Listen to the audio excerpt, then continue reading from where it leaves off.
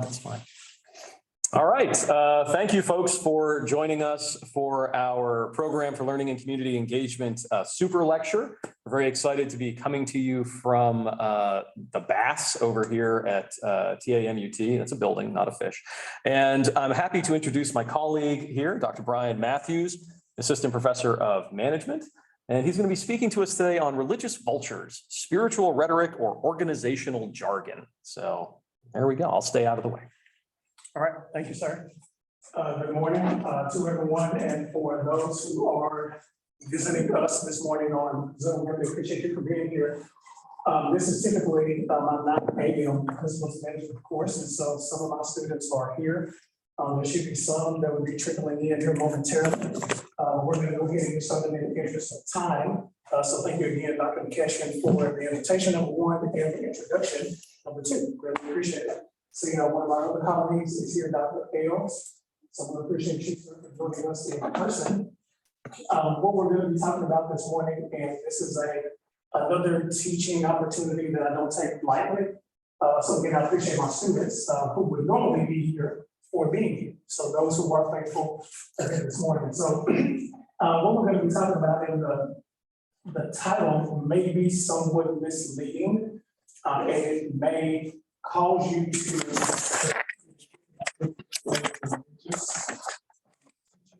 or some religious exposition. But I really want to talk about, I guess, the underpinning of the lecture, which is going to be culture, right? And so we mentioned something about culture, somewhat in brevity, and then to a degree descriptively in this course. But this is going to expose and illuminate maybe a different side of culture that we have not talked about. So again, religious vultures, spiritual rhetoric. The word rhetoric means epithets of words, some phraseologies that are used for religious jargon, or organizational jargon. So that application can go to the next slide. Yeah, sure. So one of the things that I really like to do is provide delineation and definitions for words. So religion, as it's defined, you can click on the bar, is a particular system of faith and worship. Okay, so whenever we think about religion in a spiritual, transcendental context, religion is a particular system. It is a particular model, particular paradigm of faith. What does that word faith mean? So story. I know this is being recorded, not trying to put you on the spot, right? And really, it's okay if you don't know. Okay. So what do you think about faith? What is the first word that comes to mind? So it's not that you believe in, like your entire being. Absolutely. Okay, so with your entire ethos, your entire spirit, your entire soul, faith is a belief. Faith is having confidence. Okay, faith is having confidence in the unexpected, right? And so for those of us in religious circles, the scriptures indicate to me, again, this is not going to be a religious talk, but I want to be able to integrate religion with culture, right? And then you're going to see, how that works. It's going to make more sense and be more rational and logical here momentarily, right? But the scriptures indicate that faith is the substance of things hoped for and the evidence of things unseen, right? So faith is the hope in something that you can't see. And it is a belief, and you're putting trust in something, right? So you're confident in something. So again, religion is a particular system of faith and worship. Okay, so what do you think worship is? How you practice your faith. Okay, so faith is an action, right? So action stated that faith is how. Okay, it's the manner in which you respond to your faith. And so I respond to my faith by worship. Okay, so another definition of worship is to reference. It's to have adoration, to exalt, to esteem, okay, to give praises to, right? So whatever deity you believe in, so whether it's God or whether it's another deity, it can be tangible things. It could be an idea, it could be a concept that you worship, that you praise, that you adore, that you esteem, okay, that you perceive as lionized, okay, it's kind of venerable, right? Okay, so this is a person, place, or a thing that you hold in high esteem. People to the next definition. And so it's also a pursuit of interest. So when someone ascribes supreme importance. Okay, so again, whenever you think about religion, think about being religious. Okay, so being religious is concept, being religious is a lifestyle, right? So religion is a pursuit or interest. Okay, what does that word interest mean? So if you're interested in something, okay, pursue means to seek, pursue means to go after, pursue means to chase. Okay, so if there's an interest in something, what does that mean? So we'll go. Okay, so what stands out? Okay, so what is conspicuous, what's noticeable, what you give your attention to, okay? What you have an interest in, what you're curious about. Okay, so those things that you're curious about, those are the things that you investigate. If there's a person that you have an interest in, then you try to find out more information, excuse me, about that particular person. And so there is a degree of curiosity that comes with interest. So again, it's a pursuit or an interest. Okay, so I seek or I go after, or I concentrate incessantly and intensely on something, someone, or someplace which I ascribe. Okay, what does that word ascribe mean?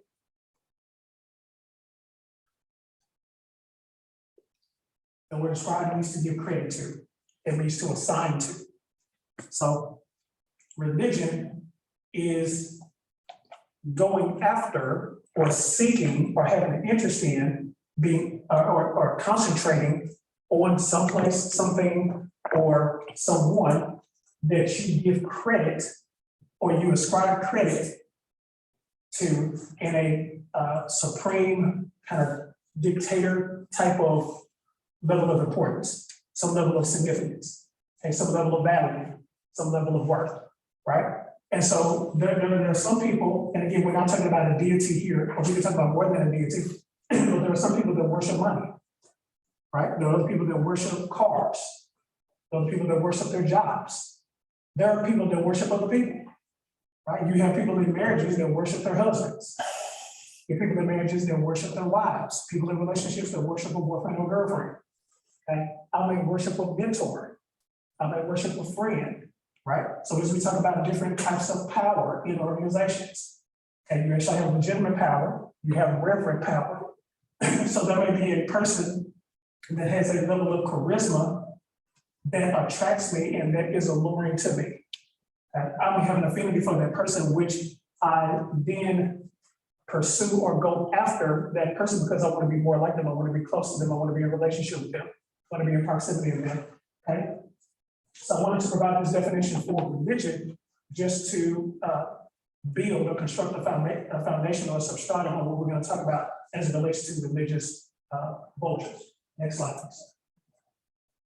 Okay, so now again, this is not going to be a conversation on religion per se. We're just going to take remnants of religion and kind of integrate it into a conversation. So to be spiritual means, next slide, or next definition. Okay, relating to it or the human spirit or soul as opposed to material or physical things, right? So I'm not only going after, not only pursuing a person, place, or thing, and I'm not only ascribing them supreme eminence or this kind of transcendental virtue, but if I'm spiritual, then this means that I am relating to or affecting the human spirit. And so it's more than just external. It's more than just endogenous, it's exogenous, right? It's more than just extrinsic, it's intrinsic, right? So I'm pursuing for an internal satisfaction. Right? So I have this appetite, I have this agitation, I have this nudging. There's an aggravation that's causing me to want to be spiritual, and to exercise spirituality, which is transcendental, which means that it is beyond me. I'm pursuing this higher calling, this higher power, and I'm seeking and I'm going after that, right? So next slide. Okay, so now we understand religion. We know what religion is, right? So religion is this system, this model of faith and worship, right? It also means going after or to pursue someone, someplace, something, and then ascribing a level of importance to that person, place, or thing, okay? Again, whenever we talk about religion and we talk about worship, worship is praise, worship is adulation, okay? worship is reverence. That word reverence means to respect, right? So I can worship someone, I can have a religious response to, again, a person, place, or thing, and that person, place, or thing I show respect to. Okay. So I give it place, I give it prominence, I give it residence in my life to serve a specific or peculiar purpose. Okay, so we talked about the students in this class, we talked about culture before, right?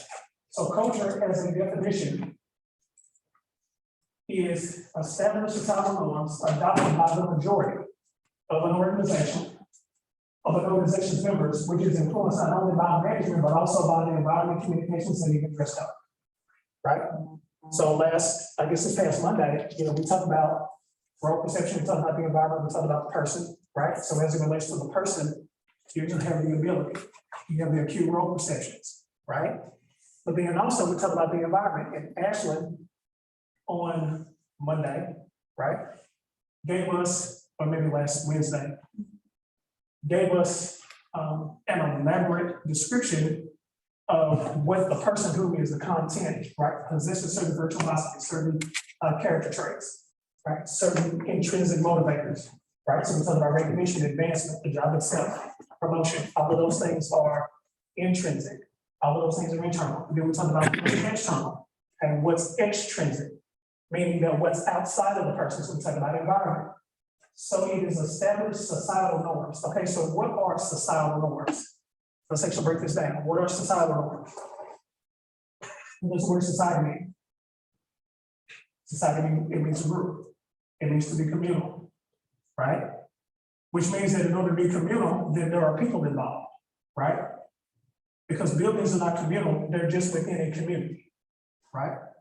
Streets, thoroughfares, bridges are not communal, they're not societal, although they're within society.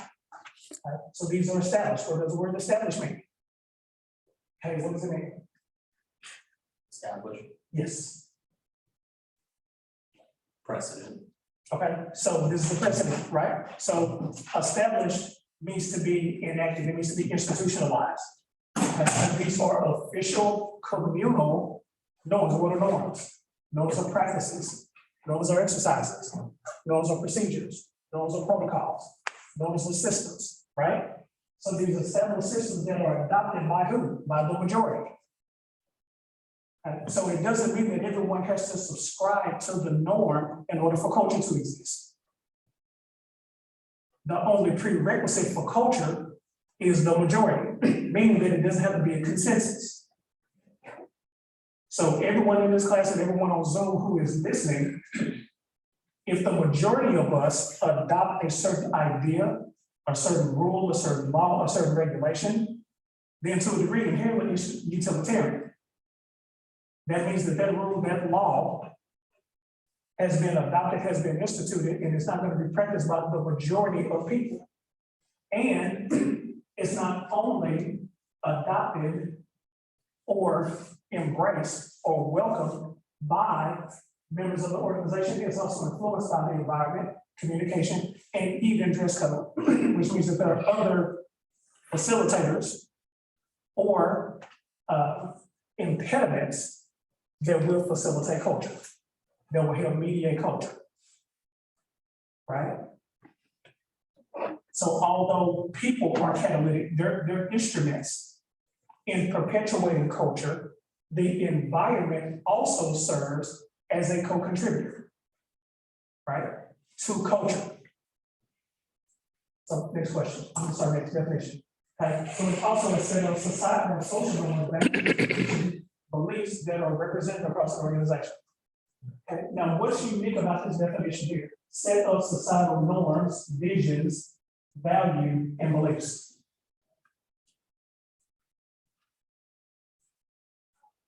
What is missing in this definition? A set of social norms, values, vision, beliefs. The S is missing on vision. Right? You get that? Why is that? Because in an organization, there's only one vision. Although you have different values, you have different beliefs, you have different moral compasses, but there's only one vision. So theoretically, any individual that works for an organization should subscribe to the same vision, although there's multiple values. Prime example, if I'm a retail company, let's just say a retail company A, there's only one vision, but these are the values that govern our behavior. Right, so we're going to be creative. We're going to be collaborative. Right? We're going to be industrious. We're going to be entrepreneurial. We're going to take risks. We're going to mentor. We're going to coach. We're going to be structured. We're going to be conscientious. We're going to be organized, right? We're going to be trusting. We're going to be loyal. So all of those are organizational characteristics, but there's only one vision. Okay, we believe in a litany of things, but we only have one vision, right? We have different norms, different practices, different exercises, different traditions, different customs that comprise the organization, but there's only one vision.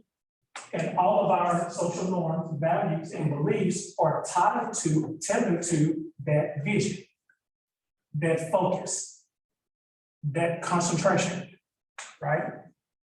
And so all of us are motivated by one vision. Although we may reach a terminal goal a different way, and then the instrumentality in which we reach that goal may be different, but there's only one vision. That's the next definition. It is the sum of individual values and belief systems. Okay, so I underline the sum. Okay, so what does the sum mean? Okay, so Josh, if there is a sum of something, what does that mean? Okay, watch this. Correct answer.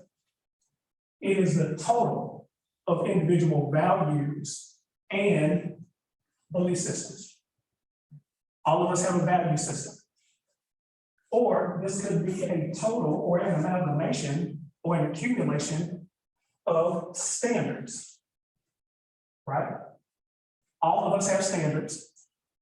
All of us, or the majority of us, may have preferential standards, but then there are some standards that are non-negotiable, right? So as an individual, there are some standards that you won't vacillate on, like you won't go back and forth, you won't be mercurial about those things, you won't waver, right? So there's certain things within an organization that are deal breakers. So if you violate or if you transgress this rule, this regulation, this law, this is the repercussion, right? This is the consequence.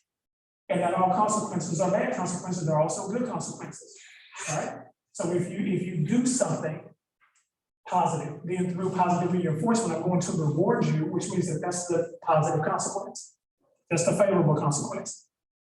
And then even based on consequences, you can motivate and you can dictate behavior, right? Because if a person knows that or is expected, we talked about on Monday, I had mentioned Bloom's expectancy theory, that's what it was, right? So if a person is expecting a certain reward, then the expectation is if I put forth an abstract, and I say abstract because it's relative, if I put forth some level of energy, I'm going to produce at this level. And if I produce at this level, then I'm going to receive this reward. Right? Does that make sense? Okay. So again, culture is established, it's rooted. We talked about culture before. Okay. Culture is described, culture is agreed upon, and it's mutually shared. Then it's also a set of social norms, right? Communal norms. Okay. These norms within networks of people.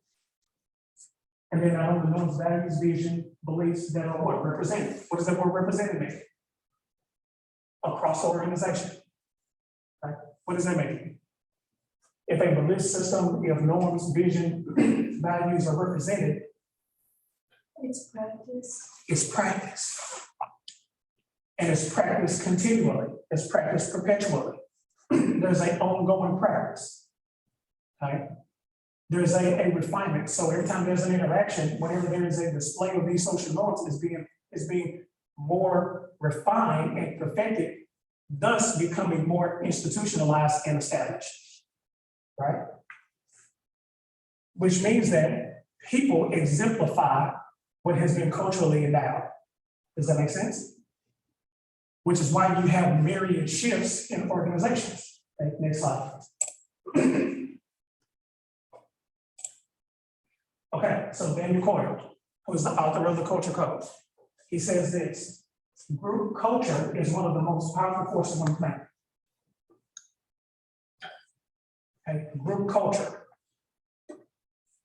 established social norms that have been adopted by a group that's represented across an organization, is the most powerful force, is the most powerful shift, is the most powerful presence in an organization. Okay. The sum, as Josh mentioned, the sum total of values and belief systems is the most powerful force on the planet. Right? It has that much impact. So that's the effect that culture has, not only in organizations, but then also in communities. Right? Not also in universities, but also in churches. Not only in churches, but in state houses, in local government. Culture, even in your friendship, most powerful force on the planet. Right? Okay, next slide, please. Simon Sinek. I don't know how many of you are aware of who Simon Sinek is. He's a leadership enthusiast. So he says, corporate culture matters. How management chooses to treat its people impacts everything, for better or for worse.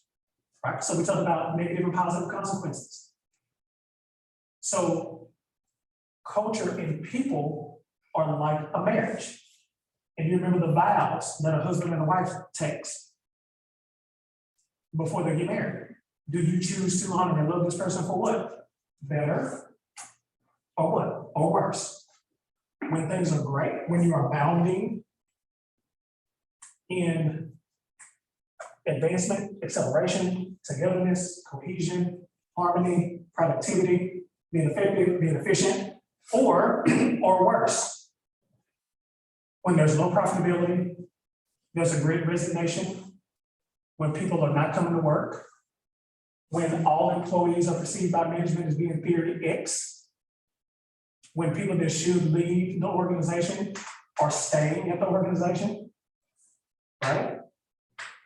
So when people are being passively destructive, they're being passively unengaged, they have the ability, but not the willingness. So now you're having to babysit adult children, right? And so we've talked about this before, right? When people are not complying with social norms. So now these persons or this person is seen as rebellious. So then our response is to ostracize, right? So again, how management chooses.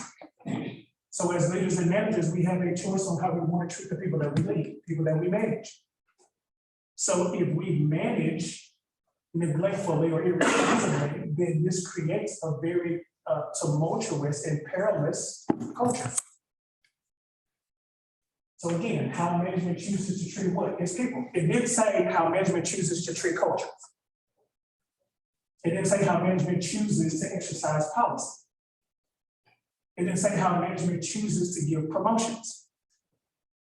It didn't say how management chooses to recognize, to identify, to uplift, to esteem people that do well, to reprimand people that don't do well. It says how management chooses to treat its people impacts everything, for better or for worse. Next slide, please, sir. So this is another quote from Chimamanda Ngozi Adichie. It took me a while to actually figure out how to say her name. I wanted to make sure I got it right. This is interesting, and I want us to unpack this.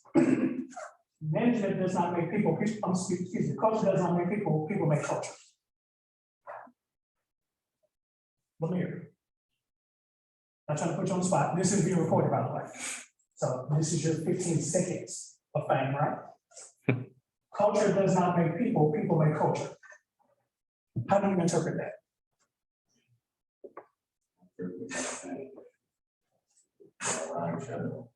People they want, so have a culture, you can't have a love. Like we can't have a culture. Okay, so whenever we think about a service, again, and I think I mentioned this on Monday for those of you who maybe marketing majors or not, whenever you think about service, there is a degree to which Levere had alluded to, but didn't say, but there is a degree of inseparability, right?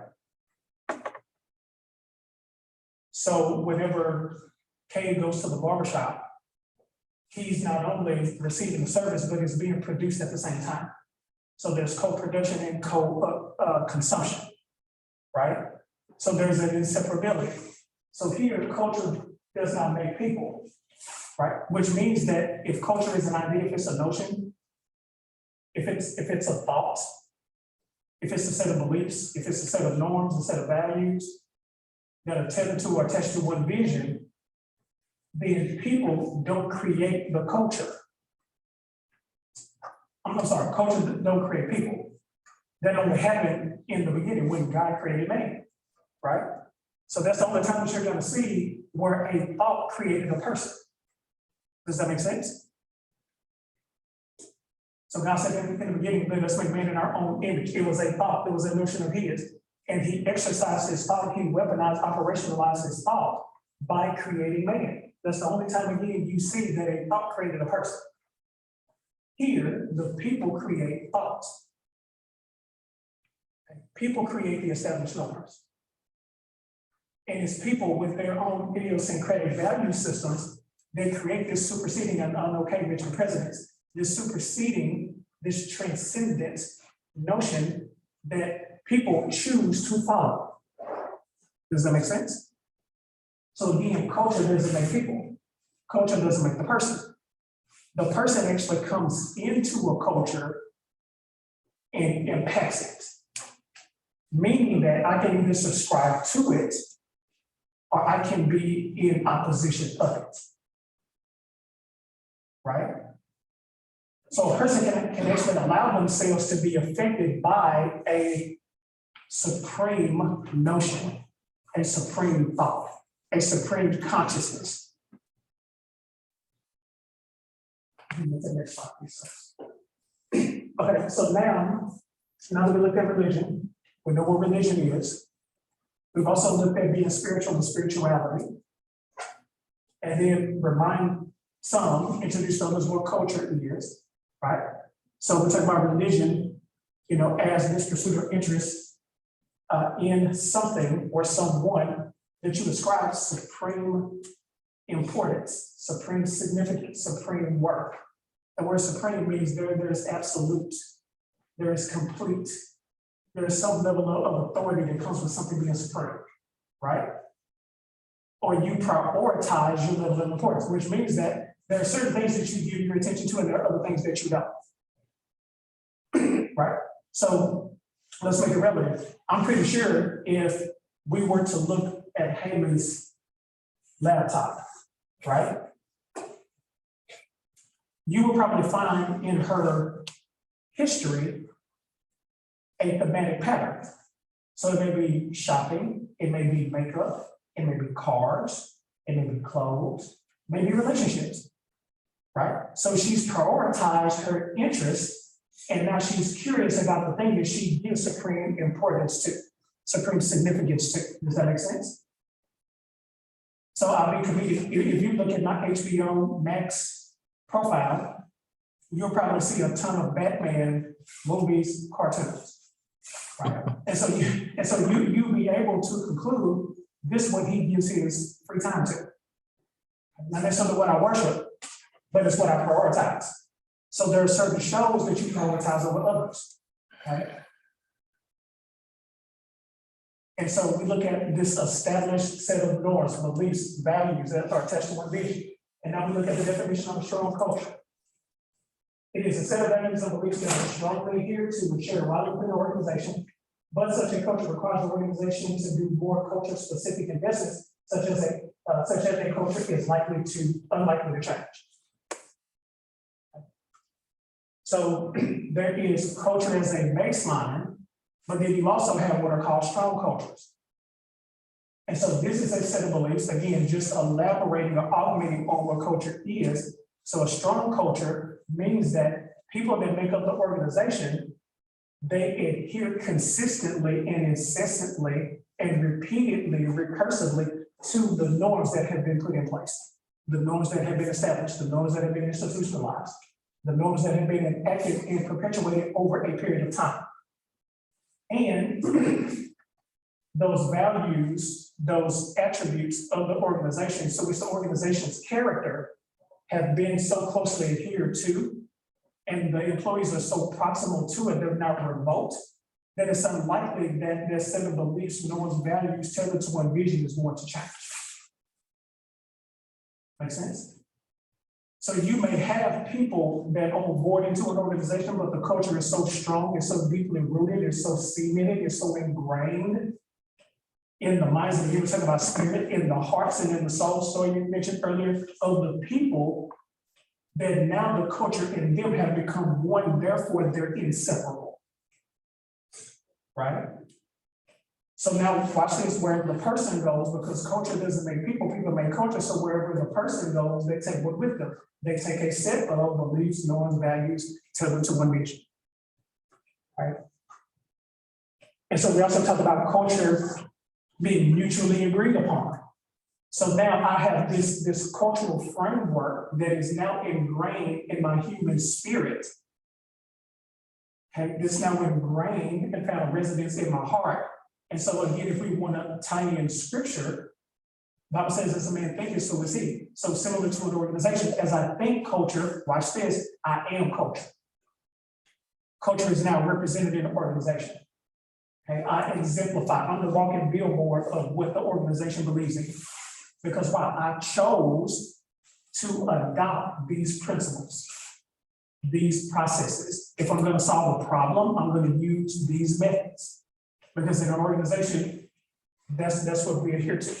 Okay, so again, set of values and beliefs that are strongly adhered to, that I'm strongly devoted to. I am a devout proponent and advocate of the organization's value systems. Because why? They're closely aligned with who I am as a person. So therefore, I fit organizationally. They think how I think. They respond how I respond. They use the same jargon, colloquialisms, words, epithets, rhetoric, phraseology that I use. And it's very unlikely that these set of norms are going to change. And they may not change because you have a group, again, these are societal norms. You have people that have been employed by organizations for a long period of time. Again, people make culture. So as people stay in positions for an extended period of time, it's going to be highly unlikely and improbable that Dr. Ailes is going to come into an organization and he's going to change what has been established. Right? Okay, next slide. Okay, so now we have weak culture. Okay, so on the other end of the spectrum, you have weak culture. So a weak culture is values and beliefs that are not strongly adhered to and shared within the organization.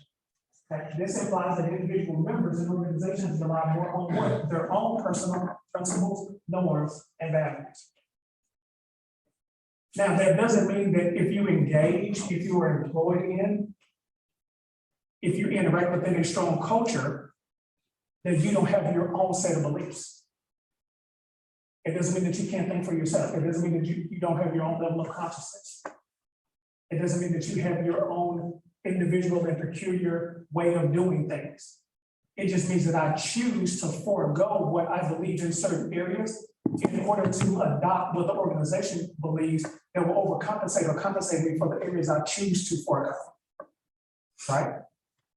And again, I'm so closely tied, so closely linked, and there's such a correlation between me and the value system of the organization that I'm going to be a representative or an ambassador for the organization.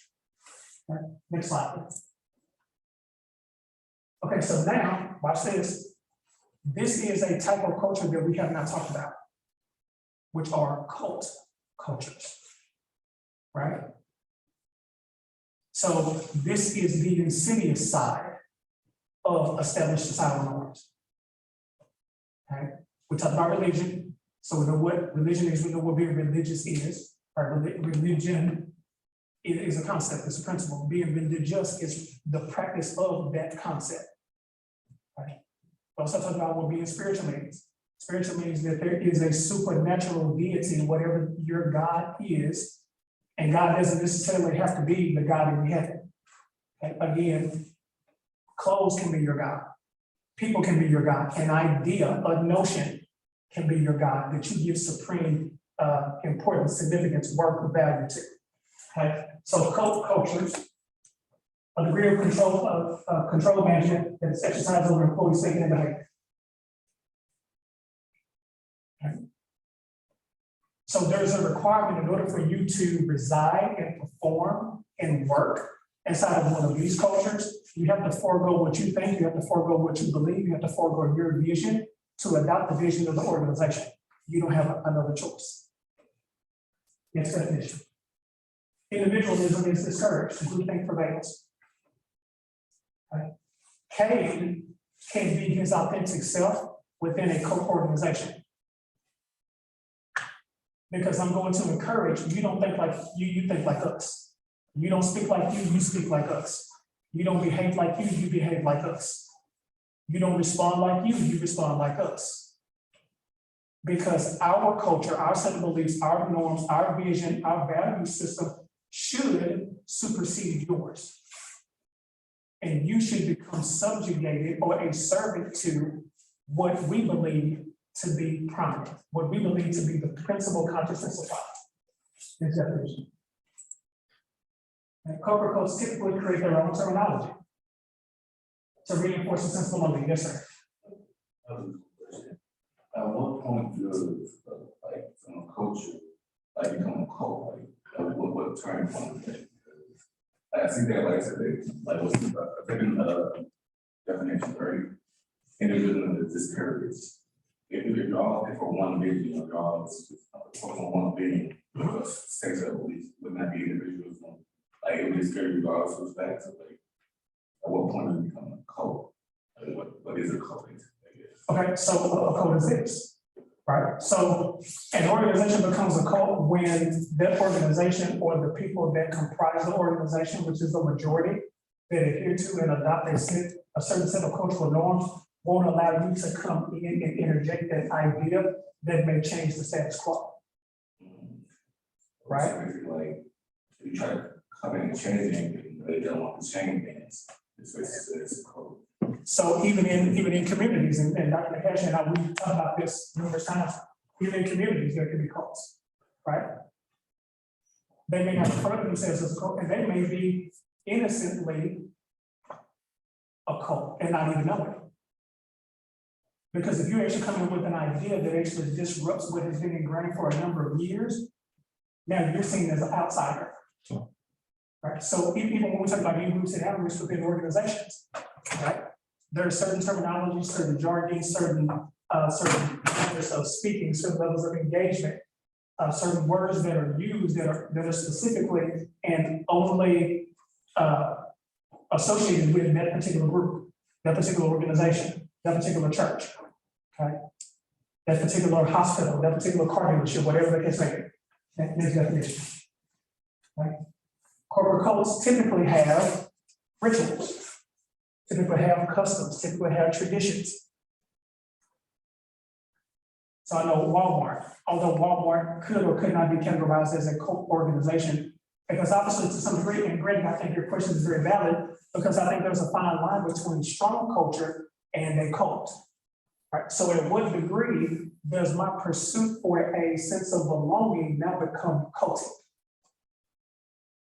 To the point where now I've crossed the line where I'm not thinking so much for me, but someone else is thinking for me. I've lost my sense of self-actualization that I can be all I can be, that I can do this, that I'm going to enter into cycles of potentiality, which means that there's always perpetual discovery. I'm always finding out things about myself. There's going to come a time that if I'm in a cult culture, that's going to stop. Because if I become too curious, now what am I going to do? I'm going to introduce an imaginative, creative, vibrant, robust, persuasive idea that will do what? Shift culture. If it's a cult culture, then it theoretically advances in a certain direction or a certain trajectory. Okay, great question. Okay, so next slide.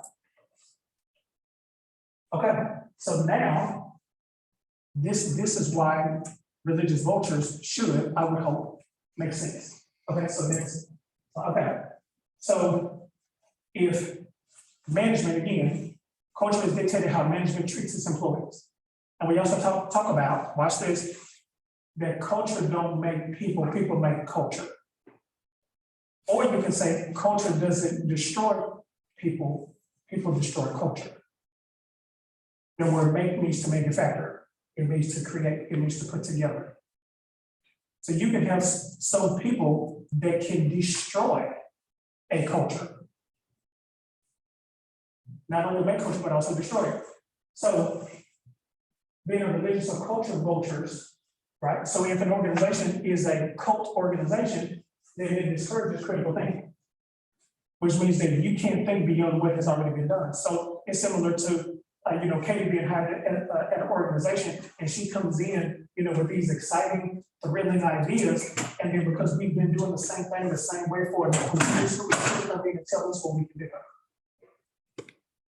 So we discourage her to think for herself, because her thinking for herself could be detrimental for us and inconvenient for us. So now we will ostracize her, not because of her, but what she did, what she exemplified. Okay, next. Okay, it rejects sound judgment. Next, it deposes individualism. Okay, it denounces, it unseats. So Kay can't think for himself. You need to think like us. Marie can't think for herself. She needs to think like us. Okay, Haley can't use her jargon. She has to use this jargon. So similar to Walmart. Walmart employees, they're associates. Okay? Employees at Waffle House are now waiters and waitresses. They're salespeople, right? So they use certain jargon that is only used with that organization.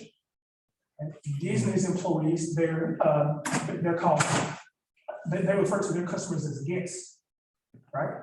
So you're only going to be bestowed the title of guest at Disney, right? There's certain responses that Chick-fil-A employees express or that they utter.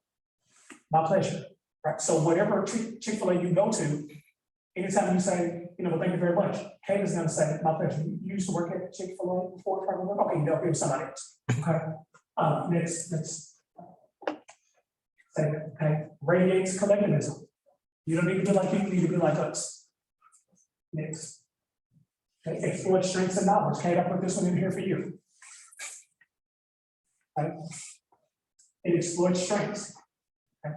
So what Ashley can do well, if I'm Machiavellian, if I'm treacherous, if I'm disloyal, if I'm duplicitous, if I'm two-faced, if I'm double-minded, right? Then I will engage in Ashley or Chloe because of their strengths. I really don't care about them as people. So what I'll do, their desire for the job itself, I'll actually exploit that because I disregard their human existence. Because for me, they're only here for one thing, and that's to help my organization advance. Okay, finds people who fit. So now that Lemire has creative ideas, and those creative ideas are misaligned with the majority of people that think a certain way, that have what is called, we talked about this before, there's a social identity theory. So everyone within an organization, they think the same. So if you think differently, now you become a threat. Because now you're going to be the person that shifts culture. So if we think a certain way because it's inconvenient, because we don't have the resources, because we did it the same way for so many years, or because this person has unofficial title, but they have reverent power, right? They don't have legitimate power. So there are some abilities and some levels of autonomy that they don't have, but they have an effect on people. Okay? And so now we find people that reinforce types of competition and equity disparities, right? So you actually have some environments like Amazon, they promote competition among employees. That everyone thinks for themselves. Granted, that's the mantra for the organization, everyone thinks for themselves. Although they have a hierarchy, we talk about those competing values, right? So hierarchy is one, they're very structural, but then they also have an adhocracy culture, right? They're very innovative, they take risks, but then they also induce self-sabotage. So if there is types of competition, then I'm going to sabotage Chloe's opportunity to advance because I want to leapfrog her and get the promotion. Next one. Erodes creativity. Now, what's interesting about vultures, they actually have an acidic liquid in their bodies that allows them to eat carcasses and dead animals, like they're unaffected by it. So as it relates to cult cultures and vultures, there are similarities. So cult cultures are metaphorically culture vultures. Does that make sense?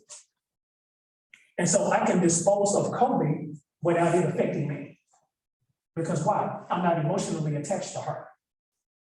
I'm more attached to their relationship.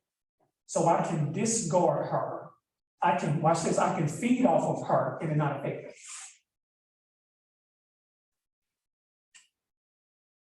So I can denounce her individualism and it not affect me. As long as she thinks like us, I will admit her into the in-group. She may choose, I don't want to be in the in-group, I choose to alienate myself and be in the out-group. Because the jargon, the conversation, the engagement, the practices, the representation that they exemplify within the group, I don't want to be a part of that. Because why? What they do is not aligned with my value system. Okay. Next slide. Facilitates groupthink. What is groupthink? Essentially, when the majority of the people in an organization within a group, they think the same way regardless of consequences. So there's an escalation to commit or to be devoted to a certain notion, although you know there's negative consequences associated with that notion. With that degree of decision making, right? With that degree of engagement, that degree of collision, right? Okay, next slide. And so this is the last one. So co-cultures are like religious or culture cultures.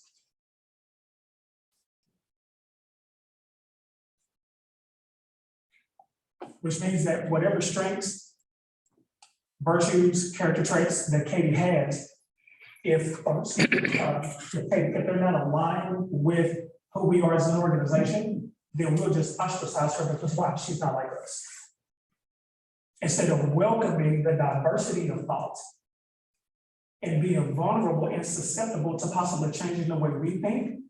See, a person can be a transformational leader in a cult culture because transformational leadership, one of the virtues is individual consideration and then also intellectual stimulation. So in cult cultures, there's no intellectual stimulation unless it's a part of their established value systems and norms. Any questions, comments? Any from? Anyone on Zoom wanna jump in and ask? I mean, I would ask just I guess one, is it, when we're looking at sort of cult cultures, whether it's corporate, religious, whatnot, is the sort of push toward crushing down individualism, is it largely based on protecting existing power structures, because you're the ones who are already kind of determining the culture? Is that the idea? Of course. Yeah. Great question. And so to the detriment of the group, we want to protect this structure, this system at all costs. So if there is an outsider that has the potential to change the status quo, what we've instituted, what has worked for us and produce the outcomes that we want produced. If that person is perceived as a potential traitor, we talked about perception before. I'm going to treat them, or we're going to treat them how we think they're going to treat us. And we feel that they're going to unintentionally and innocently be a threat. So we're going to proactively respond to them before they're admitted into this culture. So now what we're going to do as a vulture, we're going to be scavengers. We may do things, we may exercise certain behaviors, and we may not adhere to certain policies for them to leave, or if they remain passive, they're not a part of us. I know it's 9:50. Any final thoughts, questions, comments? Oh, thank you so much. All right, so class, I really appreciate you. For those of you that are here, I know we're missing several students. For those who logged in via Zoom, I appreciate you. So you guys have a great rest of the day. Have a safe week, remainder of the week, and we can see you on Monday. Thank you, Dr. Matthews. Yes, sir. Appreciate it.